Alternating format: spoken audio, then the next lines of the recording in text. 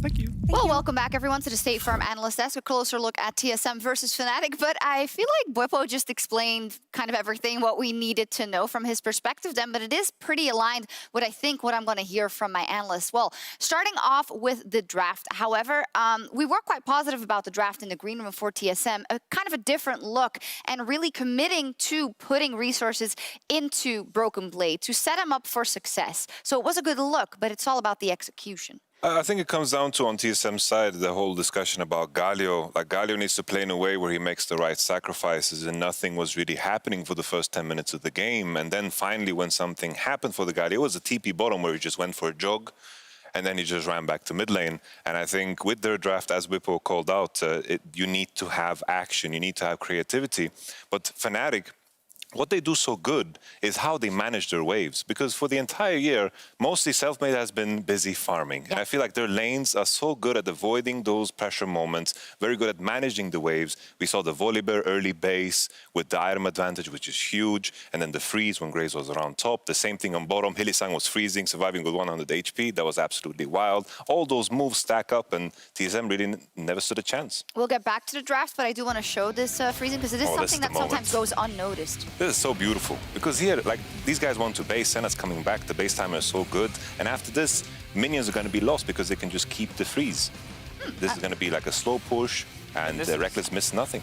Yeah, and this is really big, and Hylissang does this all the time, and a lot of teams in EU are used to this and are ready for it and are ready to kind of throw down and try to play out that kill threat. But one of the nice strengths of the Braum, obviously, is that that's very hard to do, even if he doesn't offer as many immediate hard engage options. But as you heard from Bwipo, Fnatic knew that they could kind of play the back foot here, and it was on TSM to force plays early, to force aggression, and they weren't able to do that. And I like that you called out this play specifically, because in the previous game of TSM versus Fnatic, we also saw that it was a macro difference in a sense, right? Fnatic making certain decisions on the map to choke you out, and you don't even realize you're being choked out. And I think this is a great example, but we just saw that in the entire game. And TSM, on the other hand, they did try to make something happen. As you said, they TP'd bot looking for that kill. In the end, they get the kill top lane as well, but it didn't really convert into too much for TSM. Yeah, it felt like almost too late, because the first time something happened, I think already Fnatic had 2 dragons. They were like 1k gold ahead passively through just the sheer force of lane phase.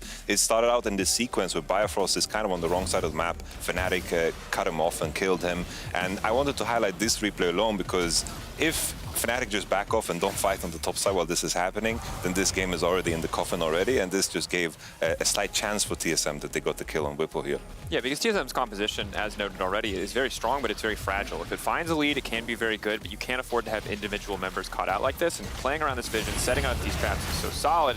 Really here is where you start to feel a little bit of hope for TSM, because Hylissang and Selfmade overforce a little bit on this play. Of course, Spica is 1 trap away from getting 1 tap by Graves in that bush. If he did not throw that trap down there, that most certainly would have been a kill. But at the end of the day, still a positive play for Fnatic, because again, it is TSM playing against the clock here. Any mistakes they make just make the game that much easier for Fnatic. Yeah, for sure. Like, the continuation after this was just, there was no follow-up. Summoners were gone, as Bwipo mentioned, in the mid lane and the top side, but there was just no real opportunity, because I felt like Selfmade just read Spica like a book. And this next one is just a straw that broke the camel's back. Selfmade is also our Oppo player of the game, and just, yeah, the decision-making here, you know that Broken Blade needs this flank, and if he gets that ult off, they can make something happen. But Fnatic reads them like a book. Read them like a book, and as you said, Spica gonna have to name change to Dr. Seuss after this one, because Selfmade, oof, making it easy, and just no way that he can contest those smites. He gets away with way too much this game. It's already such a hard game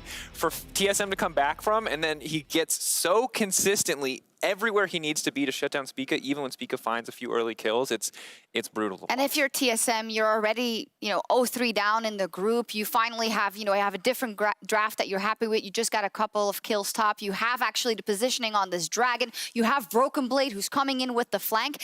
And that moment for me just sealed the deal, because that is so hard to come back from in terms of the stacking of the Drakes, the fact that the thing you identified as your win condition was just stopped in its tracks, and to then still steal the Drake and pick up Broken Blade as the kill. I thought that was very hard for TSM to come back from. Yeah, for sure. It was hard in the first place. We all knew they needed a miracle, and the whole conversation about Fnatic Week 2, I think, is alive and well. It's alive and kicking. All things considered, because this was the best game Fnatic has played all tournament long, and that sparks an idea in my mind, is maybe Fnatic the best Western team at this tournament? Now we have to move the goalposts. That's a nice discussion that we'll follow up on. Of course, Fnatic is fighting for that #1 spot, something that G2 failed to do. But TSM is out of the 2020 World Championship, and there's no way to put it other than it's disappointing. It's a disappointment to the fans, and it is a disappointment for the players once again. Yeah, it is honestly really sad to see. There's so many individual underperformances that I think TSM are going to walk away unhappy with how things worked out. I think it was kind of a reality check coming here to see Bjergsen have so many rough games.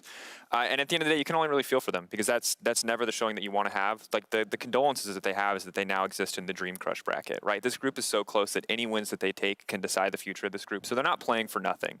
TSM still have a huge influence over the results in this group, but it is not the showing that they wanted for themselves or for the LCS. No, it isn't. We'll say goodbye to TSM, and of course they can still play spoiler in this group.